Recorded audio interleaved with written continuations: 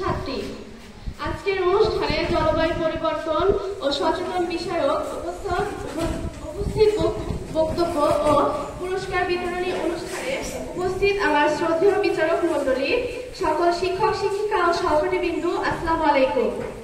আজকের উপস্থিত বক্তৃতা প্রতিযোগিতায় আমাকে সুযোগ দান করার জন্য আমি বিশেষভাবে ধন্যবাদ জানাচ্ছি। আমার বক্তব্যের বিষয় হলো জলবায়ু পরিবর্তনের কারণ ও তার প্রতিকার। রবীন্দ্রনাথ ঠাকুর বলেছেন, যাহারা তোমার বিষাইছে বায়ু, নিভাইছে তার আলো, তুমি কি তাদের ক্ষমা করিয়াছ, তুমি কি বেসেছ ভালো? এ প্রশ্ন শুধু প্রবীণ নয়, বর্তমান বিশ্বের কোটি কোটি মানুষ আজ মানবতার আদালতে এই প্রশ্ন ছুড়ে দিয়েছে। মানুষ আজ বিচার চাইছে তাদের কাছে, যারা এই সুন্দর পৃথিবীকে দূষণের নাগপাশে প্রতিনিয়ত আবদ্ধ করে চলেছে তাদের স্বার্থ সিদ্ধির জন্য। আগামীতে মানুষ কোথায় গিয়ে দাঁড়াবে, সেই পথের সঠিক সন্ধান না করতে পারলে পৃথিবীও তার অস্তিত্বে থাকা উদ্ভিদকুল ও প্রাণীকুলের অস্তিত্ব বিপন্ন হয়ে পড়বে। সে বিষয়ে দ্বিমত নেই। আমরা যেখানে বাস করি তার চারপাশে জল, বাতাস, ঘরবাড়ি, গাছপালা ইত্যাদি সবকিছু নিয়েই আমাদের পরিবেশ। এই পরিবেশ ক্রমান্বয়ে দূষিত হয়ে জীবকুলের অস্তিত্বকে বিপন্ন করে তুলেছে। পরিবেশ দূষণ বলতে আমরা মূলত বায়ু, জল, মাটি, শব্দ, দৃশ্য দূষণের কথা জানি, কিন্তু আধুনিক পৃথিবীর সবচেয়ে প্রধান চালিকা শক্তি তাপ শক্তি, যা বাতাসের অক্সিজেনের আনুপাতিক হারকে কমিয়ে এনেছে। অন্যদিকে দ্রুত নগরায়নের জন্য বন কেটে বসতি, তাছাড়া বিশ্বব্যাপী পারমাণবিক অস্ত্রের পরীক্ষা, অসংখ্য শিল্প কলকারখানার বজ্র, নানান রাসায়নিক পদার্থ নদী নালাকে দূষিত করে চলেছে প্রতিনিয়ত। এছাড়া মাটি দূষণের অন্যতম উপাদান পলিথিন। পরিবেশ দূষণের মধ্যে শব্দ দূষণ অন্যতম। রবীন্দ্রনাথ ঠাকুর বলেছেন, অন্ন চাই, প্রাণ চাই, আলো চাই, চাই মুক্ত বায়ু, চাই বল, চাই স্বাস্থ্য, আনন্দ আনন্দ উজ্জ্বল পরমায়ু।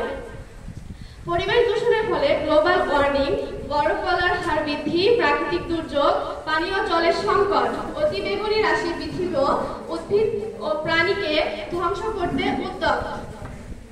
দূষণের ফলে বহু প্রাণী অস্তিত্ব আজ বিলুপ্তির পথে। খাদ্য শৃঙ্খল ভেঙে পড়েছে, ফলে প্রাকৃতিক ভারসাম্য বিঘ্নিত হচ্ছে। পৃথিবীর উন্নত জীব আজ মুক্ত বাতাস ও প্রাণ ভরে নিতে অপারগ।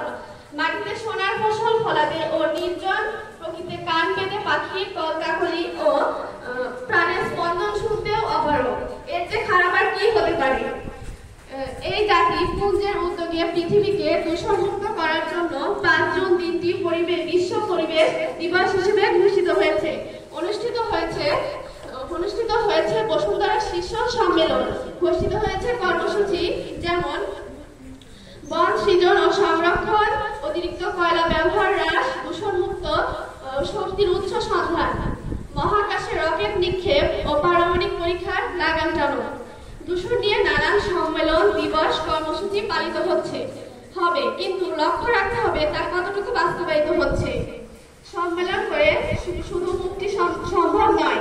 সুকান্ত ভট্টাচার্য বলেছেন, এ বিশ্বকে এ শিশুর বাসযোগ্য করে যাব আমি, নবজাতকের কাছে এ আমার প্রিয় অঙ্গীকার। এর জন্য প্রত্যেক মানুষকে এগিয়ে আসতে হবে, অগ্রণী ভূমিকা নিতে হবে আজকের ছাত্রছাত্রীদের। পরিবেশ বাঁচানো মানে নিজেদের অস্তিত্ব রক্ষা করা। তাই সবুজ পৃথিবী, সুন্দর ভবিষ্যৎ গড়তে হলে সবাইকে পরিবেশ রক্ষায় এগিয়ে আসতে হবে। আসসালামু আলাইকুম। এই বলে আমার বক্তব্য শেষ করছি।